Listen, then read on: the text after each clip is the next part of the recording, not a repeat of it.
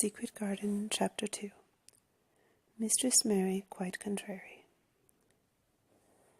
Mary had liked to look at her mother from a distance, and she had thought her very pretty, but as she knew very little of her, she could scarcely have been expected to love her or to miss her very much when she was gone. She did not miss her at all, in fact, and as she was a self-absorbed child, she gave her entire thought to herself as she had always done. If she had been older, she would no doubt have been very anxious at being left alone in the world, but she was very young, and as she had always been taken care of, she supposed she always would be. What she thought was that she would like to know if she was going to nice people who would be polite to her and give her her own way, as her ayah and the other native servants had done. She knew that she was not going to stay at the English clergyman's house where she was taken at first. She did not want to stay. The English clergyman was poor, and he had 5 children, nearly all the same age, and they wore shabby clothes and were always quarrelling and snatching toys from each other. Mary hated their untidy bungalow and was so disagreeable to them that after the first day or two nobody would play with her. By the second day they had given her a nickname which made her furious. It was Basil who thought of it first. Basil was a little boy with impudent blue eyes and a turned-up nose, and Mary hated him. She was playing by herself under a tree just as she had been playing the day the cholera broke out. She was making heaps of earth and paths for a garden, and Basil came and stood near to watch her. Presently he got rather interested and suddenly made a suggestion. "Why don't you put a heap of stones there and pretend it is a rockery?" he said. "There, in the middle." And he leaned over her to point. "Go away," said Mary. "I don't want boys. Go away." For a moment Basil looked angry, and then he began to tease. He was always teasing his sisters. He danced round and round her and made faces and sang and laughed. "Mistress Mary, quite contrary, how does your garden grow? With silver bells and cockle shells and marigolds all in a row." He sang it until the other children heard and laughed too, and the crosser Mary got, the more they sang, "Mistress Mary, quite contrary," and after that, as long as she stayed with them, they called her Mistress Mary, quite contrary, when they spoke of her to each other, and often when they spoke to her. "You are going to be sent home," Basil said to her, "at the end of the week, and we're glad of it." "I'm glad of it too," answered Mary. "Where is home?" "She doesn't know where home is," said Basil with 7-year-old scorn. "It's England, of course. Our grandmamma lives there, and your sister Mabel was sent to her last year. Our sister Mabel. You are not going to your grandmamma. You have none. You are going to your uncle. His name is Mr. Archibald Craven." "I don't know anything about him," snapped Mary. "I know you don't," Basil answered. "You don't know anything. Girls never do. I heard Father and Mother talking about him. He lives in a great, big, desolate old house in the country, and no one goes near him. He's so cross he won't let them, and they wouldn't come if he would let them. He's a hunchback, and he's horrid." "I don't believe you," said Mary, and she turned her back and stuck her fingers in her ears because she would not listen any more. But she thought over it a great deal afterward, and when Mrs. Crawford told her that night that she was going to sail away to England in a few days and go to her uncle, Mr. Archibald Craven, who lived at Misselthwaite Manor,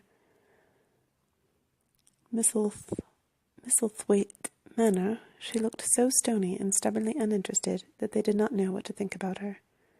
They tried to be kind to her, but she only turned her face away when Mrs. Crawford attempted to kiss her and held herself stiffly when Mrs. Crawford patted her shoulder. "She is such a plain child," Mrs. Crawford said pityingly afterward, "and her mother was such a pretty creature. She had a very pretty manner, too, and Mary has the most unattractive ways I ever saw in a child. The children call her Mistress Mary quite contrary, and though it's naughty of them, one can't help understanding it."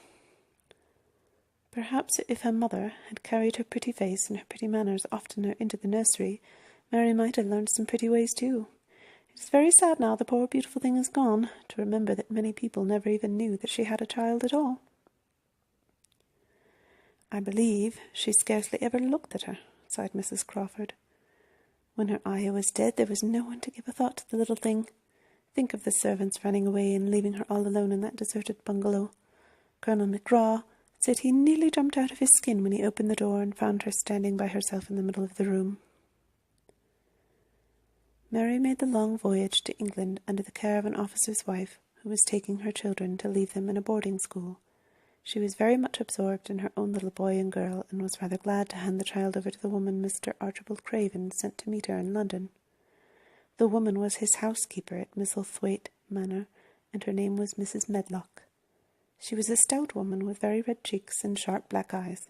She wore a very purple dress, a black silk mantle with jet fringe on it, and a black bonnet with purple velvet flowers which stuck up and trembled when she moved her head. Mary did not like her at all, but as she very seldom liked people, there was nothing remarkable in that. Besides which, it was very evident Mrs. Medlock did not think much of her. "My word, she's a plain little piece of goods," she said, "and we'd heard that her mother was a beauty. She hasn't handed much of it down, has she, ma'am?" "Perhaps she will improve as she grows older," the officer's wife said good-naturedly. "If she were not so sallow and had a nicer expression, her features are rather good. Children alter so much." "She'll have to alter a good deal," answered Mrs. Medlock, "and there's nothing likely to improve children at Misselthwaite, if you ask me." They thought Mary was not listening because she was standing a little apart from them in the window of the private hotel they had gone to. She was watching the passing buses and cabs and people, but she heard quite well and was made very curious about her uncle and the place he lived in. What sort of place was it, and what would he be like? What was a hunchback? She had never seen one. Perhaps there were none in India. Since she had been living in other people's houses and had no ayah, she had begun to feel lonely and to think queer thoughts which were new to her. She had begun to wonder why she had never seemed to belong to anyone, even when her father and mother had been alive. Other children seemed to belong to their fathers and mothers, but she had never seemed to really be anyone's little girl. She had had servants and food and clothes, but no one had taken any notice of her. She did not know that this was because she was a disagreeable child, but then of course she did not know she was disagreeable. She often thought that other people were, but she did not know that she was so herself. She thought Mrs. Medlock the most disagreeable person she had ever seen, with her common highly coloured face and her common fine bonnet. When the next day they set out on their journey to Yorkshire, she walked through the station to the railway carriage with her head up and trying to keep as far away from her as she could, because she did not want to seem to belong to her. It would have made her very angry to think people imagined she was her little girl. But Mrs. Medlock was not in the least disturbed by her and her thoughts. She was the kind of woman who would stand no nonsense from young ones. At least that is what she would have said if she had been asked. She had not wanted to go to London, just when her sister Maria's daughter was going to be married, but she had a comfortable, well-paid place as housekeeper at Misselthwaite Manor, and the only way in which she could keep it was to do at once what Mr. Archibald Craven told her to do. She never dared even to ask a question. "Captain Lennox and his wife died of the cholera," Mr. Craven had said in his short, cold way. "Captain Lennox was my wife's brother, and I am their daughter's guardian. The child is to be brought here. You must go to London and bring her yourself." So she packed her small trunk and made the journey. Mary sat in her corner of the railway carriage and looked plain and fretful. She had nothing to read or to look at, and she had folded her thin little black-gloved hands in her lap. Her black dress made her look yellower than ever, and her limp light hair straggled from under her black crape hat. "A more marred-looking young one I never saw in my life," Mrs. Medlock thought. Marred is a Yorkshire word and means spoiled and pettish. She had never seen a child who sat so still without doing anything, and at last she got tired of watching her and began to talk in a brisk, hard voice. "I suppose I may as well tell you something about where you're going to," she said. "Do you know anything about your uncle?" "No," said Mary. "Never heard your father and mother talk about him?" "No," said Mary, frowning. She frowned because she remembered that her father and mother had never talked to her about anything in particular. Certainly they had never told her things. Muttered Mrs. Medlock, staring at her queer, unresponsive little face. She did not say anything more for a few moments, and then she began again. "I suppose you might as well be told something, to prepare you. You are going to a queer place." Mary said nothing at all, and Mrs. Medlock looked rather discomfited by her apparent indifference. But after taking a breath, she went on. "Not but that it's a grand big place in a gloomy way. and Mr. Craven's proud of it in his way, and that's gloomy enough too. The house is 600 years old, and it's on the edge of the moor, and there's near 100 rooms in it, though most of them's shut up and locked. And there's pictures and fine old furniture and things that's been there for ages, and there's a big park round it, and gardens and trees with branches trailing to the ground, some of them. She paused and took another breath. But there's nothing else, she ended suddenly. Mary had begun to listen in spite of herself. It all sounded so unlike India, and everything new rather attracted her. But she did not intend to look as if she were interested. That was one of her unhappy, disagreeable ways. So she sat still. "Well," said Mrs. Medlock, "what do you think of it?" "Nothing," she answered. "I know nothing about such places." That made Mrs. Medlock laugh a short sort of laugh. "Yes," she said, "but you are like an old woman, don't you care?" "It doesn't matter," said Mary, "whether I care or not." "You are right, then," said Mrs. Medlock. "It doesn't. What you are to be kept at Misselthwaite Manor for, I don't know, unless because it's the easiest way. He's not going to trouble himself about you, that's sure and certain. He never troubles himself about no one."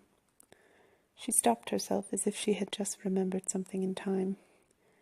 "He's got a crooked back," she said. "That set him wrong. He was a sour young man and got no good of all his money and big place till he was married." Mary's eyes turned toward her in spite of her intention not to seem to care. She had never thought of the hunchback's being married, and she was a trifle surprised. Mrs. Medlock saw this, and as she was a talkative woman, she continued with more interest. This was one way of passing some of the time, at any rate. "She was a sweet, pretty thing, and he'd have walked the world over to get her a blade of grass she wanted. Nobody thought she'd marry him, but she did, and people said she married him for his money, but she didn't, positively, when she died." Mary gave a little involuntary jump. "Oh, did she die?" she exclaimed, quite without meaning to. She had just remembered a French fairy story she had read once, called Requel à la Houppe. It had been about a poor hunchback and a beautiful princess, and it had made her suddenly sorry for Mr. Archibald Craven. "Yes, she died," Mrs. Medlock answered, "and it made him queerer than ever. He cares about nobody. He won't see people. Most of the time he goes away, and when he is at Misselthwaite, he shuts himself up in the west wing and won't let anyone but Pitcher see him. Pitcher's an old fellow, but he took care of him when he was a child, and he knows his ways." It sounded like something in a book, and it did not make Mary feel cheerful. A house with 100 rooms, nearly all shut up, and with their doors locked. A house on the edge of a moor, whatsoever a moor was, sounded dreary. A man with a crooked back who shut himself up also. She stared out of the window with her lips pinched together, and it seemed quite natural that the rain should have begun to pour down in grey, slanting lines and splash and stream down the window panes. If the pretty wife had been alive, she might have made things cheerful by being something like her own mother, and by running in and out and going up to parties as she had done, in frocks full of lace. But she was not there any more. "You needn't expect to see him, because 10 to 1 you won't," said Mrs. Medlock, "and you mustn't expect that there will be people to talk to you. You'll have to play about and look after yourself. You'll be told what rooms you can go into and what rooms you're to keep out of. There's gardens enough, but when you're in the house, don't go wandering and poking about. Mr. Craven won't have it."